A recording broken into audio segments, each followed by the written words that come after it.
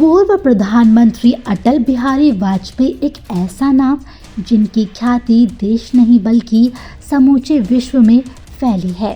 भारत रत्न पंडित अटल बिहारी वाजपेयी के व्यक्तित्व की चर्चा हो तो औद्योगिक नगरी कानपुर को दरकिनार नहीं किया जा सकता है। अटल बिहारी वाजपेयी के जीवन का लंबा समय कानपुर में भी गुजरा है। पूर्व प्रधानमंत्री अटल बिहारी वाजपेयी ने उच्च शिक्षा कानपुर में ग्रहण की। कानपुर में उनके गढ़े हुए शब्द झाड़े रहो कलेक्टरगंज आज कहावत का रूप ले चुके हैं। कवि हृदय पंडित अटल बिहारी वाजपेयी एक ऐसे राजनेता थे जिनकी एकदम बेदाग छवि उनकी पहचान थी। उनके व्यक्तित्व का ऐसा प्रभाव था कि उनके विरोधी भी कभी उनकी बुराई नहीं कर सकते थे। भारत के प्रधानमंत्री पद को सुशोभित करने वाले अटल बिहारी वाजपेयी की सबको जोड़कर चलने वाली उनकी छवि के चलते समूचे भारत में पार्टी के कार्यकर्ता हो या जनता उन्हें अपने दिल में बसाते थे। अटल बिहारी वाजपेयी का औद्योगिक नगरी कानपुर से गहरा नाता था। कानपुर के डीएवी कॉलेज से राजनीति शास्त्र से उन्होंने एमए की शिक्षा ग्रहण की और वो विधि के भी छात्र रहे। खास बात यह थी कि लॉ की शिक्षा ग्रहण करने के दौरान उनके पिताजी का भी एडमिशन साथ में हुआ था और पिता पुत्र दोनों ने ही कॉलेज में एडमिशन लिया था। कानपुर की राजनीति में कभी उनके सहयोगी रहे वरिष्ठ नेता गोपाल अवस्थी ने अपने संस्मरण साझा किए। आइए आपको सुनवाते हैं उन्होंने क्या कुछ कहा। संस्मरण तो बहुत है, क्योंकि आप जिस घर में बैठे हैं, एक बार उनको मैं ले गया था एक चुनावी सभा में, और चुनाव हुई थी जो हमारे ब्रह्मचारी जी चुनाव लड़े थे।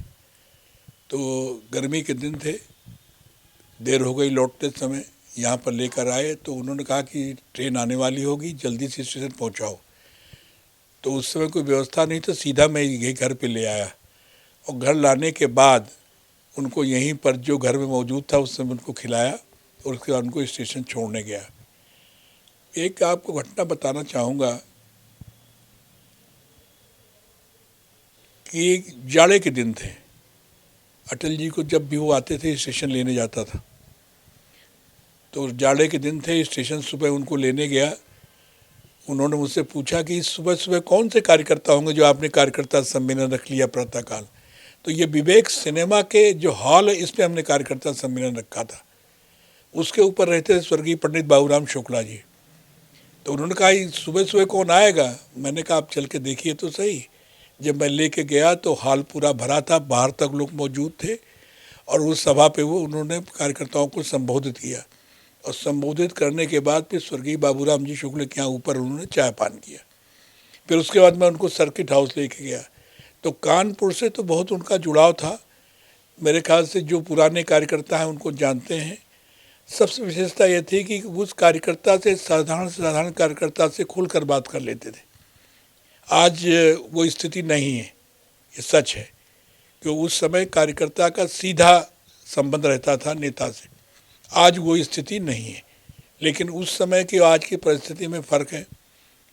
आप देख लीजिए कि जिस तरह का इसमें लोकसभा में चल रहा है, कष्ट हुआ कि क्या है कि उपराष्ट्रपति जो संवैधानिक पद पर बैठे हुए हैं, उन पर ऐसे लोग जो कांग्रेस के अध्यक्ष हैं वो उन पर हमला करते हैं। जो अपने आप को प्रधानमंत्री के उम्मीदवार बताते हैं वो उन पर वीडियो बनाते हैं। और टीएमसी के जो सांसद हैं महोदय हैं, वो उनकी विक्री कर रहे हैं बाहर खड़े होकर के एक उपराष्ट्रपति की।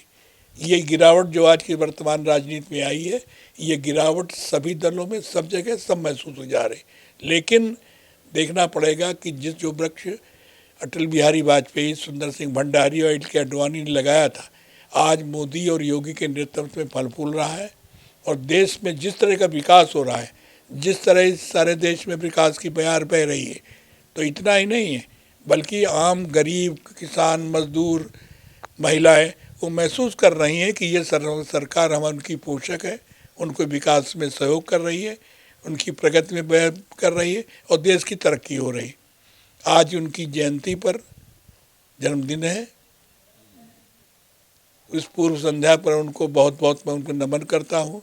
और ईश्वर से प्रार्थना करता हूँ कि आने वाले समय में ये पार्टी इस तरह बढ़ती रहे और योगी और मोदी के नेतृत्व में बढ़ती रहे। कलेक्टरगंज को लेकर के उन्होंने एक नारा गढ़ा था, वो क्या नारा साझा कर सकते हैं?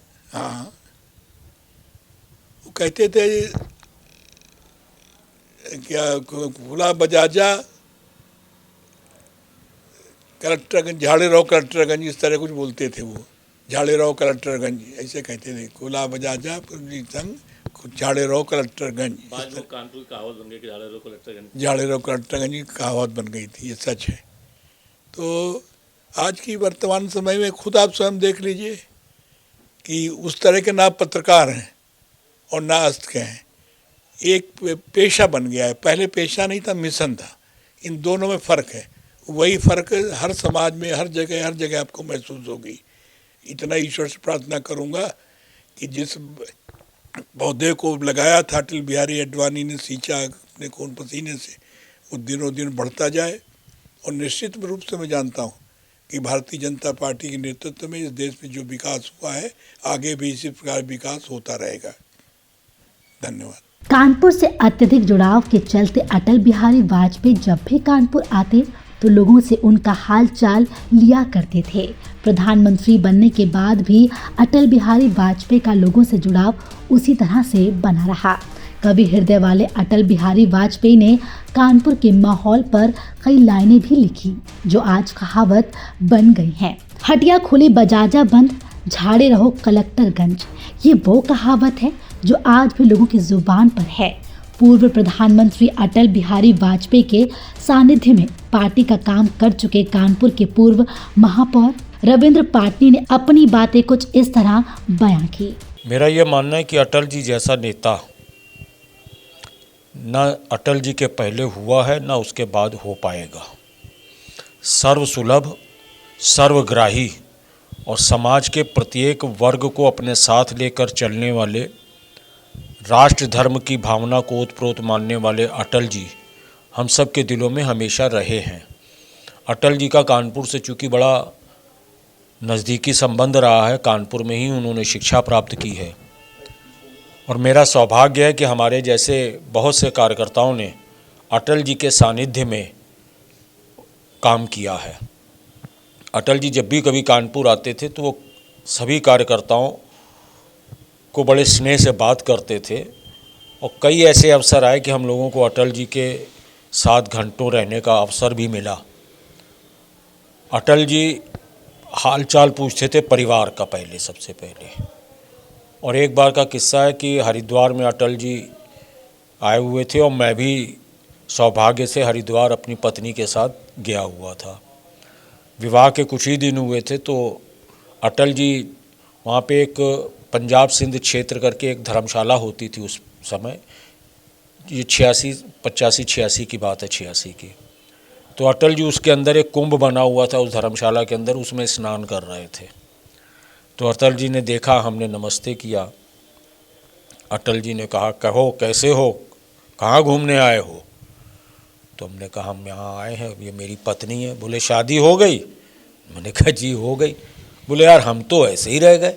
तो इतना अटल जी कार्यकर्ता के साथ जुड़ जाते थे कि कार्यकर्ता उनको अपना पिता, अपना बड़ा भाई, अपना संरक्षक सब कुछ मानता था। निश्चित रूप से ऐसी यादें हमेशा रहती हैं। कानपुर से उनकी एजुकेशन हुई थी, क्या उसकी कोई जानकारी? कानपुर के डीएवी कॉलेज में पिता पुत्र दोनों एक साथ पढ़ते थे। लॉ उन्होंने कानपुर से ही किया था, इसलिए कानपुर में रहे भी बहुत ज़्यादा हैं, इसीलिए उनके जब भी कानपुर में भाषण होते थे तो झाड़े रहो कलेक्टरगंज, इस टाइप का उनके भाषणों में पंक्तियों का आना, फूल बाग में फूल नहीं, इस टाइप की चीज़ें जो है वो बोलते थे और मजाकिया लहजे में अक्सर कहते थे झाड़े रहो कलेक्टरगंज, बजाजा खुला, शिवाला बंद, इस टाइप की बातें वो अक्सर बोला करते थे। और कानपुर के लोगों से बड़े निकट के उनके विनोदी स्वभाव था। और कोई कानपुर से जुड़े हुए कोई संस्मरण जो आपको याद हो?